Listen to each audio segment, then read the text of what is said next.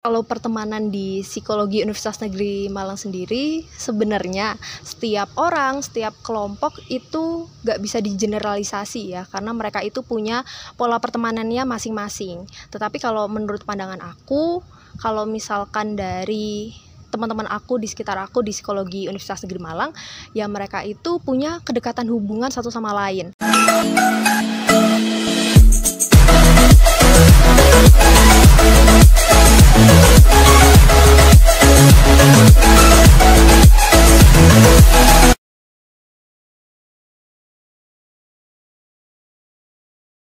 Halo semuanya, perkenalkan nama aku Priscila Andia Kristianti dari jurusan Psikologi, Fakultas Psikologi dari Universitas Negeri Malang.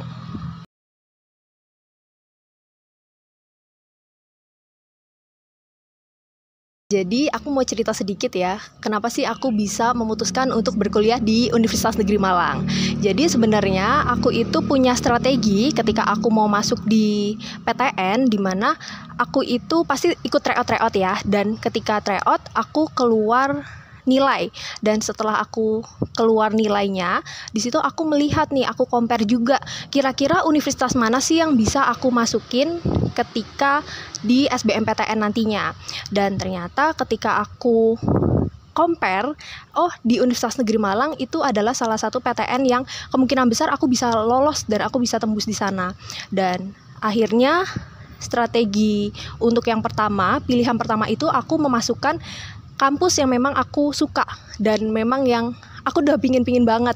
Tapi ketika aku di pilihan 2, aku pilih kampus-kampus yang memang aku bisa buat masuk di sana. Dan akhirnya ya itulah Universitas Negeri Malang aku masuki di yang pilihan kedua. Kemudian juga pertimbangannya adalah dari dulu aku pingin banget di kampus yang memang jurusan psikologi, di fakultas psikologinya itu jurusan psikologinya cuman satu aja. Jadi di satu fakultas ya jurusannya cuman ada psikologi aja, walaupun prodinya ada 3. Kalau sekarang itu ada S1 psikologi, S2 psikologi, dan ada S3 psikologi. Nah maka dari itu aku lebih memilih buat ya udah deh, satu kampus, satu fakultas itu ya cuma satu aja. Kemudian juga mempertimbangkan dari segi daerah di Malangnya sendiri, di mana kota Malang itu menurut aku sebagai Jogja kedua ya, di mana mahasiswa itu rela-rela merantau yang pastinya juga untuk pendidikan, seperti itu. Jadi memang vibes-nya kayak Jogja kedua gitu. Maka dari itu untuk pilihan kedua aku memutuskan untuk di kota Malang.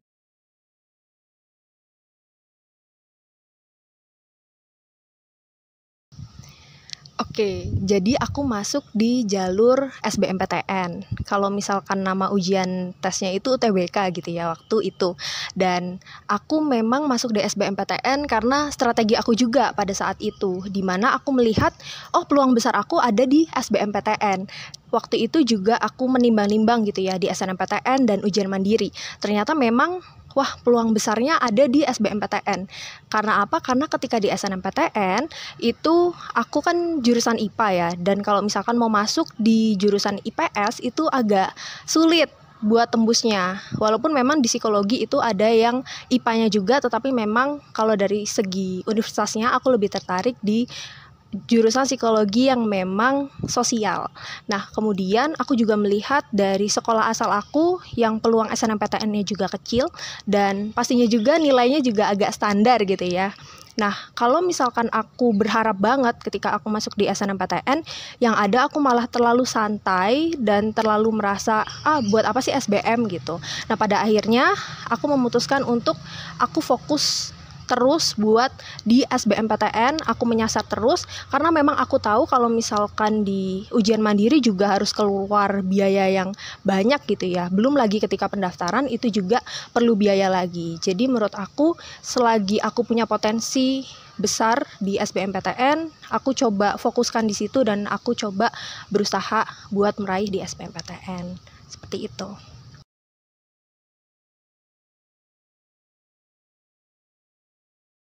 Ini aku berkuliah di jurusan psikologi, di mana memang aku tuh dari kelas 10 semester 2, aku masih ingat banget, aku udah langsung menyasar ke psikologi. Alasannya kenapa? Alasannya pada saat itu aku melihat teman-teman aku melihat lingkungan sekitar aku yang punya problem-problem internal. Dan problem itu ya agak sulit juga ya untuk dipecahkan secara sendiri, jadi butuh pertolongan. Nah, maka dari itu aku ternyata terpanggil buat menjadi pembantu dari segi internalnya. Jadi dari segi psikisnya aku ada keinginan lah untuk bisa membantu menyembuhkan juga. Nah, maka dari itu aku berniat dan punya motivasi besar untuk masuk psikologi. Bahkan sekadar informasi aja ya teman-teman, ketika dulu aku ditanya kalau selain psikologi mau jurusan apa, itu aku bener-bener gak punya opsi lain selain psikologi. Jadi emang udah bener-bener psikologi number one, itu bener-bener gak boleh digantikan dengan jurusan apapun. Jadi memang dari dulu ambis banget psikologi karena pingin membantu orang-orang dari segi internalnya atau psikisnya, seperti itu.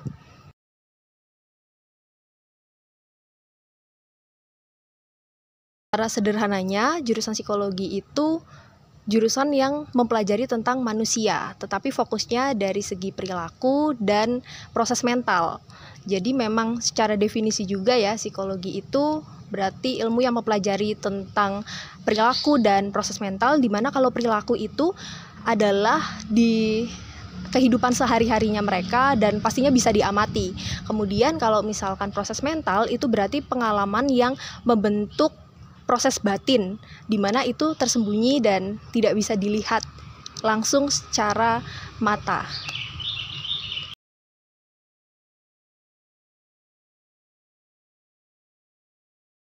Kalau menurut aku, dosen di Universitas Negeri Malang, khususnya di jurusan psikologi, itu sangat insightful banget. Kalian kalau mau bertanya boleh dan no judgment gitu ya. Kemudian juga kalau dosen psikologi Universitas Negeri Malang itu juga terbilang memahami dan mengerti juga mahasiswanya seperti apa. Pokoknya dosen psikologi UM itu luar biasa dan terbaik sih menurut aku.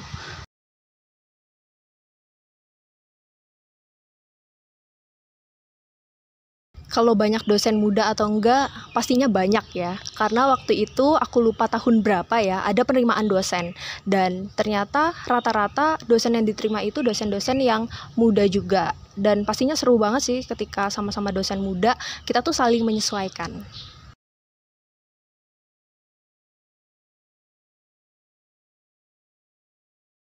Temanan di psikologi Universitas Negeri Malang sendiri, sebenarnya setiap orang, setiap kelompok itu gak bisa digeneralisasi ya, karena mereka itu punya pola pertemanannya masing-masing. Tetapi kalau menurut pandangan aku, kalau misalkan dari teman-teman aku di sekitar aku di psikologi Universitas Negeri Malang, ya mereka itu punya kedekatan hubungan satu sama lain dan pastinya juga saling support kalau misalkan ada teman-teman yang mungkin sedang terpuruk, kemudian juga memberikan apresiasi kalau misalkan ada teman-teman yang berhasil, dan pastinya juga satu sama lain itu saling memahami juga, minimal berusaha gitu ya memahami, entah itu dari segi latar belakang ataupun dari kepribadiannya.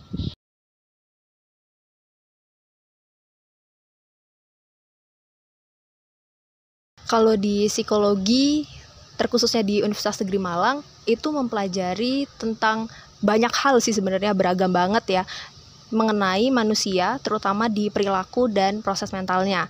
Di mana yang dipelajari itu ada teori, itu pasti utama banget ya. Biasanya teori ini dibahas di sejarah aliran psikologi di semester awal.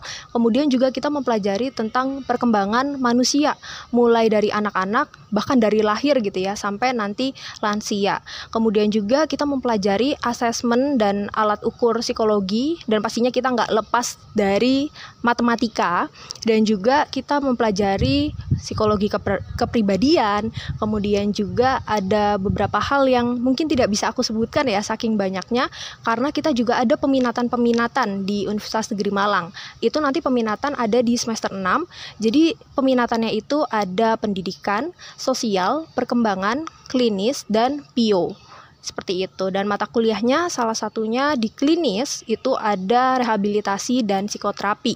Bahkan sebelum itu di semester 4 kalau tidak salah itu ada mata kuliah psikopatologi juga. Pokoknya beragam banget teman-teman kalau misalkan teman-teman berkuliah di psikologi.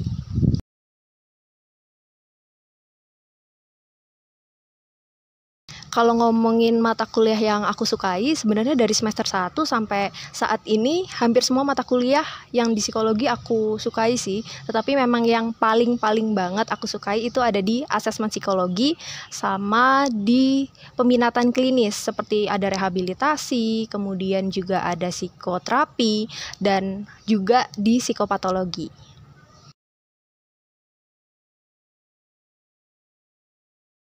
Kalau mata kuliah yang paling sulit menurut aku dan beberapa teman aku itu di mata kuliah psikopatologi.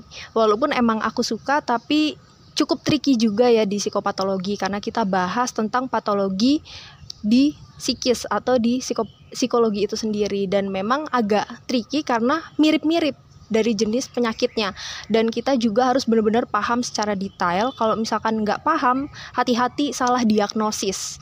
Jadi itulah yang membuat kenapa psikopatologi terbilang cukup sulit.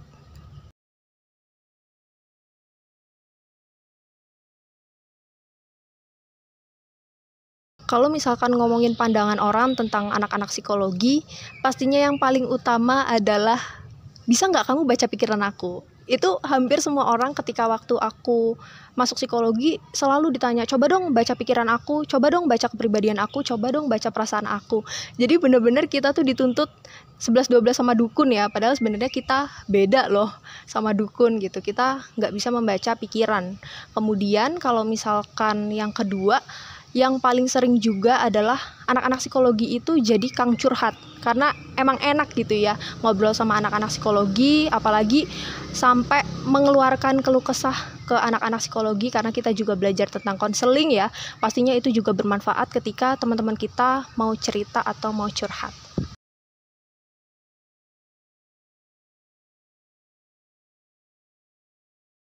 Pengalaman yang paling menyenangkan ketika aku di psikologi, pastinya ketika pembelajaran biasa aja itu sebenarnya udah menyenangkan menurut aku. Dan yang benar-benar aku ngerasa feel-nya sangat-sangat menyenangkan itu ketika aku bisa ikut bersama dosen pengabdian di sekolah-sekolah, kemudian di tempat pengabdian lainnya. Karena kita bisa secara tidak langsung menerapkan teori-teori kita ketika ikut sama dosen nih buat pengabdian. Kemudian juga setiap UAS kita itu ada yang namanya project. Jadi kita dituntut untuk membuat project dan itu wajib ya buat nilai akhir. Maka dari itu menurut aku juga sangat-sangat menyenangkan ya, karena kita bisa tahu nih implementasi atau di lapangannya seperti apa dan kita bisa menerapkan. Nah, selain kita bisa nerapin teori, juga kita bisa bermanfaat bagi orang lain.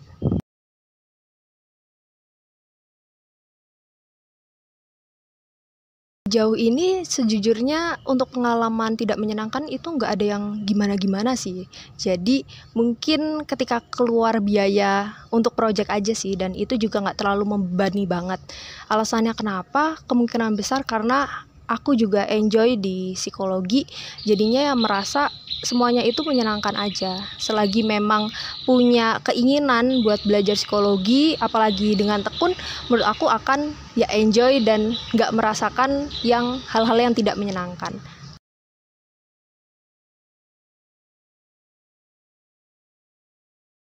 Kalau untuk biaya sebenarnya mahal atau murah itu relatif ya, jadi tergantung juga kesanggupan dari keluarga, ataupun juga ketika di keluarga ada tanggungan, mungkin ada adik kakak yang kuliah dan sekolah, jadi itu bisa mempertimbangkan juga ya mahal atau tidaknya. Tapi kalau menurut aku pribadi ya cukup mahal sih, karena memang kalau dari aku sendiri golongannya di dua teratas, dan aku juga sebenarnya punya adik-adik juga yang masih sekolah dan berkuliah. Dan kemudian kalau misalkan teman-teman nantinya ketika masuk dan mengalami kesulitan biaya atau merasa terlalu mahal, boleh banget langsung dihubungi ke pihak akademik, karena nantinya pihak akademik akan membantu kalian, walaupun aku juga kurang tahu pastinya akan berkurang berapa UKT-nya atau seperti apa mekanismenya, tetapi nantinya pasti akan dibantu oleh pihak akademik di Fakultas Psikologi Universitas Negeri Malang.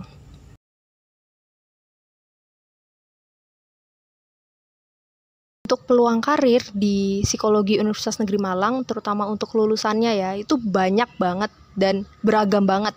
Karena psikologi itu kan punya banyak peminatan ya, tadi yang sudah sempat aku singgung, di mana ada peminatan klinis, PIO, pendidikan, perkembangan, dan satu lagi ada klinis. Dan di kelima peminatan ini itu juga bisa jadi punya peluang karir yang bisa beda-beda. Kayak misalkan PIO, di PIO itu bisa jadi HR juga, kemudian di klinis bisa di biro psikologi, menjadi konselor, dan nantinya ke depannya itu bisa juga kalau teman-teman lanjut profesi atau S1 plus psikologi, itu teman-teman bisa jadi psikolog juga. Kemudian kalau di pendidikan bisa jadi guru BK juga. Kemudian di perkembangan teman-teman juga ada di biro psikologi yang tentang perkembangan itu juga ada. Kemudian kalau misalkan satu lagi itu di sosial, itu teman-teman bisa di BNN, kemudian juga bisa di kepolisian. Pokoknya itu banyak banget peluangnya, bahkan di kepolisian sama BNN aja itu anak-anak klinis juga bisa masuk di situ. Pokoknya kalau teman-teman khawatir, aduh peluangnya gimana ya, tenang aja, kalau di psikologi itu banyak banget. Jadi teman-teman gak usah khawatir tentang masa depan teman-teman, terutama tentang peluang karirnya.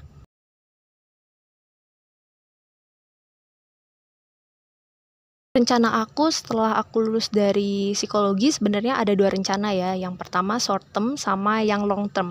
Kalau yang short term sendiri, setelah lulus nantinya aku mau jadi HR di suatu perusahaan. Kemudian kalau untuk long term atau jangka panjangnya, aku juga punya keinginan untuk menjadi psikolog klinis.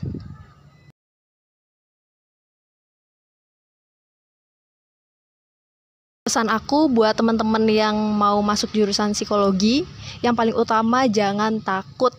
Karena psikologi itu kan jurusan idaman umat manusia ya, pastinya juga persaingannya juga ketat. Tetapi yang paling utama tetap yakinin dirimu, kalau misalkan kamu punya potensi dan kamu punya keinginan yang kuat, motivasi yang kuat untuk masuk psikologi, aku yakin banget kamu pasti bisa masuk. Dan yang utama lagi, jangan lupa berdoa dan berusaha juga nih ketika teman-teman memperjuangkan jurusan psikologi. Kemudian di sini aku mau kasih informasi yang sangat penting yang harus didengar buat teman-teman yang mau masuk di psikologi. Jangan sampai kalian punya motivasi masuk psikologi, oh aku mau masuk psikologi karena aku ingin menghindari matematika. Wah, itu salah besar karena di psikologi itu butuh juga kemampuan matematis.